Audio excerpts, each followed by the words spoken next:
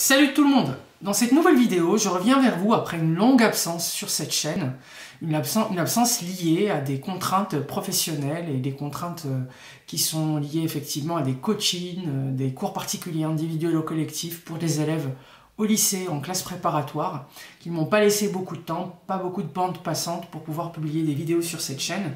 Mais aujourd'hui, je reviens vers vous avec une série de vidéos, de cours, de chapitres issus du programme de mathématiques de classe préparatoire, du supérieur. Et aujourd'hui, je vais entamer cette série par des notions qui concernent un chapitre très important, qui est essentiel, qui est fondamental dans la première année des classes préparatoires, également dans la première année d'études universitaires en mathématiques. Et le chapitre dont je voudrais vous entretenir aujourd'hui, que je voudrais entamer avec des notions qui sont en général peu comprises par les élèves, qui sont les notions qui concernent les suites numériques, donc, et notamment particulièrement la convergence des suites numériques avec une définition théorique qui malheureusement fait défaut à beaucoup d'élèves et qui, dans la compréhension, suscite beaucoup de difficultés. Donc voilà les amis, donc je vais traiter dans cette vidéo essentiellement la notion de convergence d'une suite numérique. C'est une définition qui n'a pas été vue au lycée, qui est une définition plutôt théorique que je vais essayer de vulgariser, de simplifier, de vous faire comprendre. Et puis je vais détailler d'autres propriétés et théorèmes qui sont liés justement à cette définition de convergence. Je vais également publier dans les prochaines vidéos d'autres notions sur les suites numériques, notamment des notions de suites extraites, de théorèmes et propriétés qui ont été vues pour certaines notions justement en terminale, mais pas que. Il y a beaucoup d'autres choses qui sont inédites, qui n'ont pas été vues au lycée. Donc n'hésitez pas à vous abonner à cette chaîne pour être prévenu des prochaines sorties de vidéos. N'hésitez pas à me dire en commentaire si vous appréciez également cette série de vidéos que je compte entamer avec cette vidéo comme première sur cette chaîne. N'hésitez pas à me dire également en commentaire si vous voulez, vous avez potentiellement des suggestions d'autres vidéos, de sujets qui vous posent problème. Je reviendrai là-dessus justement en commentaire et puis je ferai peut-être des publications là-dessus. N'hésitez pas les amis à vous abonner à ma chaîne, à activer la cloche, à vous abonner, à partager, à liker, à commenter, à faire vivre cette chaîne pour donner de la visibilité au travail qui est fait tout à fait bénévolement sur cette chaîne YouTube. N'hésitez pas à me suivre également sur Instagram puisque je publie beaucoup de contenu. Je vais également m'y mettre pour publier des choses qui sont plutôt orientées vers les classes préparatoires ou les études supérieures. N'hésitez pas à me suivre sur TikTok puisque j'ai une petite chaîne TikTok également, un canal TikTok qui me permet de publier des vidéos courtes au format court pour des techniques de calcul notamment qui font défaut à beaucoup d'élèves du lycée, du supérieur, du collège. Ce sont des techniques de calcul effectivement qui coûtent beaucoup de points, dont l'ignorance peut coûter des points. Voilà les amis, et puis si vous êtes intéressés par des cours particuliers, individuels ou collectifs, n'hésitez pas à m'écrire à l'adresse mail mounir.cours.particulier@gmail.com. Je reviendrai vers vous pour nous organiser, et puis pour soit vous intégrer à un groupe de travail déjà créé, un groupe de cours particuliers déjà créé, soit si vous êtes intéressés par des cours particuliers individuels, à ce moment-là j'échangerai avec vous autour de mes disponibilités, puis également en conformité avec la vôtre. Voilà les amis, donc là on va pouvoir commencer la définition de ce qu'on appelle une suite convergente. Donc qu'est-ce qu'on appelle une suite convergente? Donc suite convergente. On va enfin découvrir la définition d'une suite convergente. Ce n'est pas la définition qui a été donnée, qui est un peu intuitive au lycée, mais c'est vraiment la définition rigoureuse, formelle, mathématique d'une suite convergente. Alors c'est quoi la définition? Quelle est la définition d'une suite convergente? La définition d'une suite convergente est la suivante. Donc, je vais écrire la définition, puis après je vais vous expliquer d'où ça vient et je vais vous donner même un outil graphique pour que vous compreniez la naissance de ce concept. Alors, on dit qu'une suite est convergente, on dit que n par exemple appartenant à n, est une suite convergente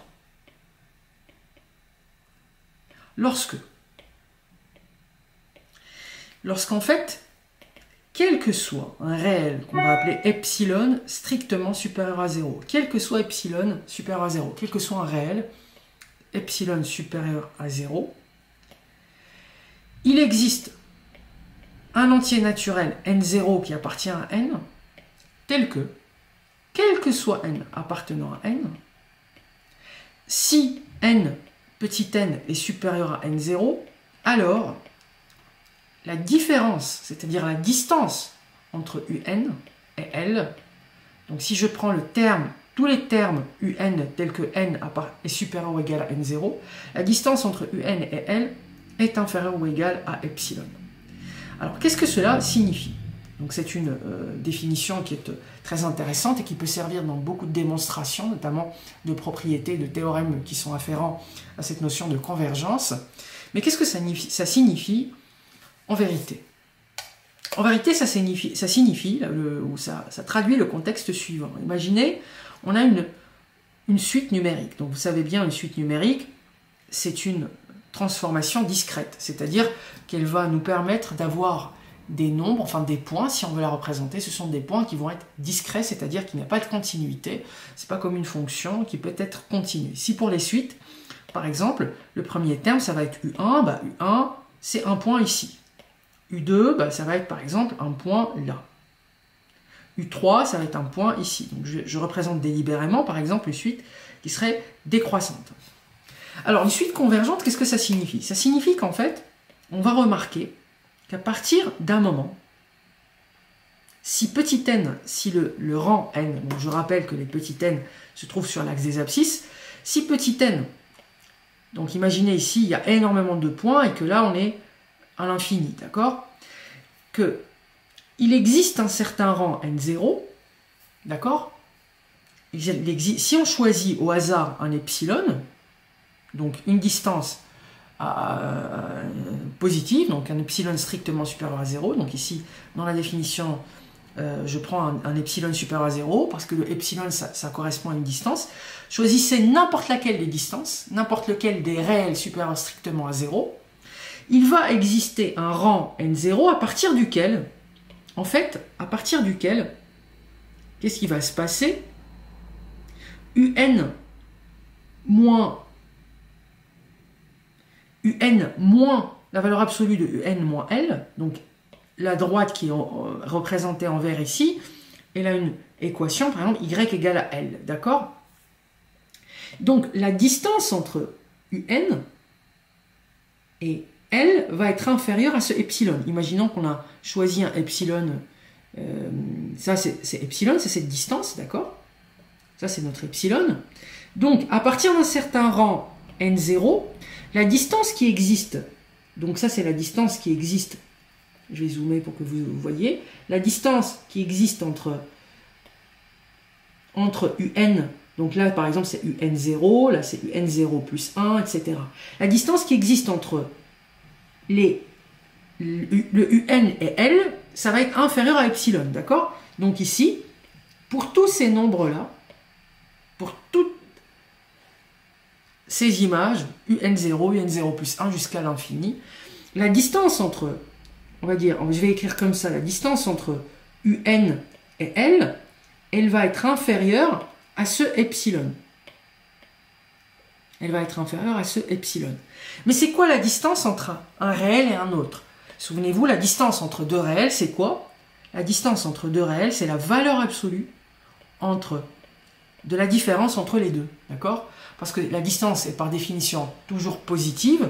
Donc la valeur absolue entre un moins L, de un moins L, est inférieure strictement à epsilon. Et ce, quel que soit epsilon. Donc j'aurais pu choisir un autre epsilon.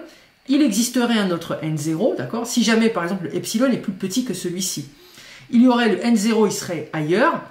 Et à partir de ce n0, tous les rangs qui correspondent, qui sont associés, les rangs un qui sont associés aux entiers naturels n supérieurs à n0, auront une distance par rapport à petit l qui est toute petite, d'accord? Donc, c'est un constat. Ce qu'on va constater, ce qu'on va observer, c'est que le un, les termes de la suite un, vont être de plus en plus proches, de plus en plus indiscernable de petit l. Et cette indiscernabilité, cette proximité, ce voisinage entre les termes un et l, c'est ce qu'on va pouvoir traduire par cette définition, c'est-à-dire que peu importe le choix de epsilon, peu importe le choix d'une distance petite, aussi petite soit-elle, aussi infinitésimale soit-elle, il va toujours exister un rang n0 à partir duquel la distance entre les un et l, donc à partir duquel, c'est ça le à partir duquel, si n est supérieur à n0, la distance entre un et l sera toujours inférieure à cette distance initiale que j'ai choisie. Et donc ça veut dire quoi? Ça veut dire que globalement, on est sur une tendance, une propension de la suite un à approcher, à être indiscernable du terme L, du nombre L. Et donc, on dit que L, dans ce cas, c'est la limite de la suite un. La suite un est convergente dans ce cas vers L, et ce L-là est sa limite, d'accord? Donc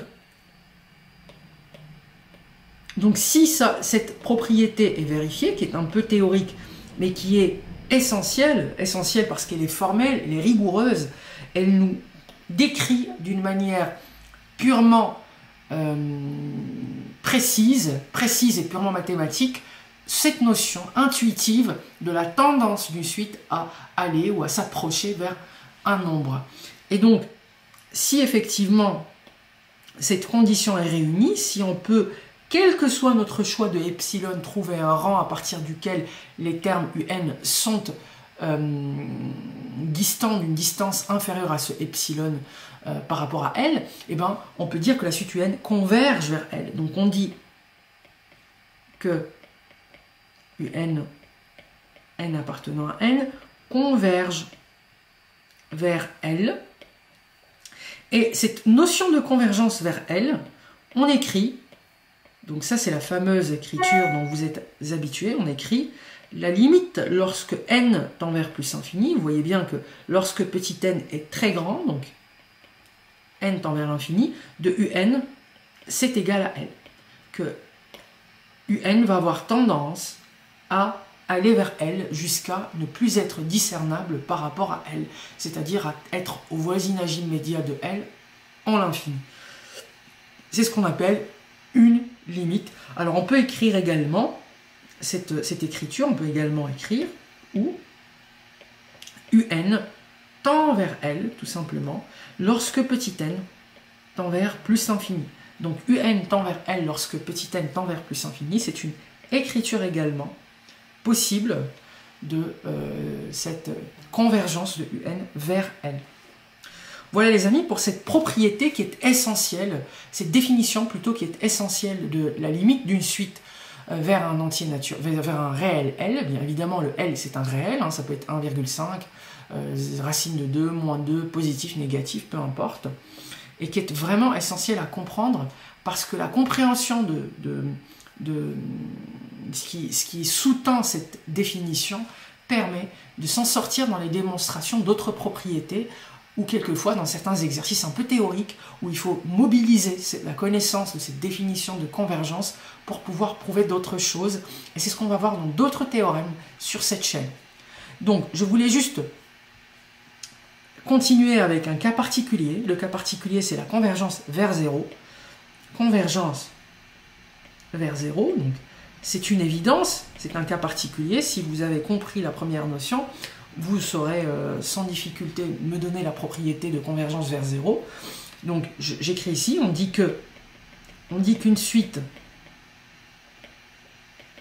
je vais l'appeler par exemple un encore, n appartenant à n, converge vers 0, d'accord, elle converge vers 0. Alors évidemment, si, quel que soit epsilon, quel que soit le choix de la distance qui existe, ici, on peut définir une distance positive, peu importe, un réel positif, il existe un entier naturel n0, donc un rang n0 à partir duquel, quel que soit n appartenant à un entier naturel, si n est supérieur à ce rang n0, alors dans ce cas, la valeur absolue de un sera inférieure ou égale à L, d'accord? À epsilon. Ici, le L, il a été remplacé par 0. Le L a été remplacé par 0. Donc la distance entre UN et 0, c'est epsilon. Donc voilà. Donc voilà ce que cela signifie qu'une suite est convergente vers 0 ou qu'elle converge vers 0. Alors voilà les amis, donc ça c'est aussi important, c'est quelque chose qu'il faut retenir, qu'il faut comprendre parfaitement. Alors, si vous avez compris ces deux notions, je vais vous donner une propriété très intéressante. Alors, propriété, proposition. Alors, on va considérer de suite. Si on considère soit UN, n appartenant à n, une suite. D'accord? Et on va considérer L, un réel. D'accord? L appartient à R. Et L, un réel. Alors, s'il existe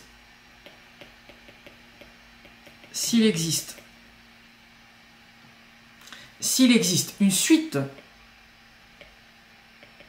Vn, s'il existe une suite Vn, n appartenant à n, qui converge, s'il existe une suite Vn qui converge vers 0, d'accord, tel que, imaginez qu'il existe une suite Vn qui converge vers 0, tel que, donc là la suite Vn converge vers 0, et on a l'inégalité suivante, telle que la valeur absolue de Un moins L est inférieure ou égale à Un. Imaginez qu'il existe Un, une suite et L un réel, qu'on ait une suite Vn qui converge vers 0, et que la différence entre cette suite Un, dont je ne sais rien sur la convergence, mais je sais toutefois que, quel que soit n appartenant à n, évidemment ici, quel que soit n appartenant à n, la différence entre Un et la limite, et le point, et le réel L, est toujours inférieure à Un. Alors qu'est-ce qu'on peut dire? Si la différence d'une limite, si la différence d'une suite et d'un réel est inférieure à une suite, quel que soit n appartenant à n, et que cette suite qui est supérieure tend vers 0, alors, qu'est-ce qu'on peut dire intuitivement?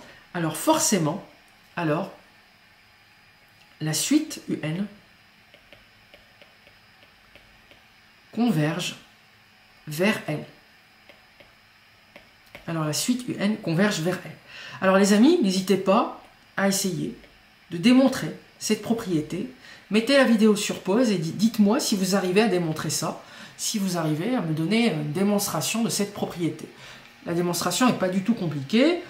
Si vous voulez un indice, il suffit tout simplement de vous baser sur les deux définitions que je viens de donner avec les epsilon et compagnie. Alors, je vais vous donner quand même la démonstration. Démonstration.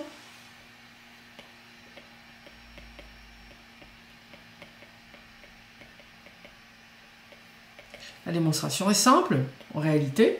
Donc, qu'est-ce qu'on veut démontrer? On veut démontrer que Un converge vers L, d'accord? On veut démontrer que Un converge vers L. Donc, qu'est-ce qu'on va faire? On va prendre un epsilon au hasard. Donc, soit epsilon un réel strictement positif, d'accord? Soit epsilon strictement positif. Ok. Qu'est-ce qu'on sait? Comme, d'une part, on sait que quel que soit n appartenant à n, la valeur absolue de Un moins L est inférieure à Vn. Et d'autre part, et comme, qu'est-ce que je sais? Je sais que la limite de la suite Vn lorsque n tend vers plus infini, c'est 0, puisque on nous l'a dit dans la propriété, Vn est une suite qui converge vers 0, d'accord? Car Vn converge vers 0. Ça veut dire quoi?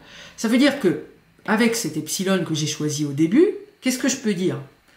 J'ai pris un epsilon au hasard, donc ça veut dire qu'il existe un rang n0 qui appartient à n, tel que quel que soit n supérieur, quel que soit n appartenant à n supérieur à n0, ça signifie que la valeur absolue de Vn est inférieure à 0, d'accord? Puisque Vn tend vers, est inférieur à epsilon, puisque Vn tend vers 0, la valeur absolue de Vn moins 0 est inférieure ou égale à epsilon. Alors, qu'est-ce qu'on peut dire les amis? Puisque, regardez bien, on a quel que soit n appartenant à n, la valeur absolue de un moins L est inférieure à Vn, et on a également que, on sait que Vn, la valeur absolue de Vn est inférieure à epsilon. Donc, comme par ailleurs, vous êtes d'accord avec moi, Vn est inférieur à la valeur absolue de Vn, n'est-ce pas? Ça, c'est une évidence, parce que la valeur absolue, c'est quoi? C'est la partie positive de Vn. Donc, la partie positive de Vn est toujours forcément supérieure à Vn. Donc, qu'est-ce qu'on peut dire? On peut dire qu'en fait, comme Vn est inférieur à la valeur absolue de Vn, et comme par ailleurs, la valeur absolue de Vn est inférieure ou égale à epsilon, alors, qu'est-ce qu'on peut dire? On peut dire quoi? On peut dire que, finalement, il existe un n0 qui appartient à n, tel que si n, quel que soit n appartenant à n, si n est supérieur à n0, alors cela signifie que la valeur absolue de un moins L, comme c'est inférieur à Vn, en fait, c'est forcément inférieur à la valeur absolue de Vn. Et comme c'est inférieur à la valeur absolue de Vn, ça doit être également inférieur à epsilon, puisque la valeur absolue de Vn elle-même est inférieure à epsilon. Donc, qu'est-ce qu'on peut en déduire? On peut en déduire justement que, quel que soit, donc ça veut dire quoi? Ça veut dire que on a choisi un epsilon, peu importe, donc tout le raisonnement est valable pour n'importe lequel des epsilon. Il existe n0, il existe un rang n0, à partir duquel la valeur absolue de un moins L est inférieure au epsilon que j'ai choisi. Et c'est un raisonnement qui est valable quel que soit le epsilon que j'aurais choisi au début. Donc qu'est-ce que je peux en déduire? Par conséquent, c'est pile la définition de la convergence de la suite un vers un nombre L. Par conséquent, par conséquence, je suis fatigué aujourd'hui, par conséquent, la limite de un, donc un, converge vers L. Donc, la limite, je peux écrire ça autrement, la limite lorsque n tend vers plus infini, de un égale à L. Et voilà les amis. Donc, si on a une suite Vn qui converge vers 0, et si on a une différence entre un et un nombre L qui est toujours inférieur à Vn, donc en valeur absolue, quel que soit n appartenant à n, comme Vn, la valeur qui majore, ou la suite qui va être majorante de la différence tend vers 0, forcément la différence elle-même tend vers 0, et la tendance de cette différence ou cette distance entre un et L vers 0 induit une tendance de un vers L, donc une convergence de un vers L. Voilà les amis pour cette notion de convergence, une application de cette propriété ou de ces deux définitions justement de convergence d'une suite, que ce soit dans le cas général vers un nombre L et la convergence d'une suite plus particulièrement vers 0. Et comment est-ce qu'on peut jongler avec ces définitions, ces epsilon, pour pouvoir aboutir à une proposition, théorique qui nous était difficilement possible en termes de démonstration quand on était au lycée. Voilà les amis, n'hésitez pas à me dire si vous avez apprécié en commentaire, n'hésitez pas à me suivre sur cette chaîne, à vous abonner, à activer la cloche, à commenter, à liker, à partager, à me suivre sur les réseaux sociaux, sur Instagram et sur Facebook, et puis à m'écrire à mounir.cours en particulier @gmail.com si vous appréciez, si vous êtes intéressé par un cours particulier individuel ou collectif. Et puis les amis, je vous dis à très bientôt pour une nouvelle vidéo de cette série sur les suites numériques.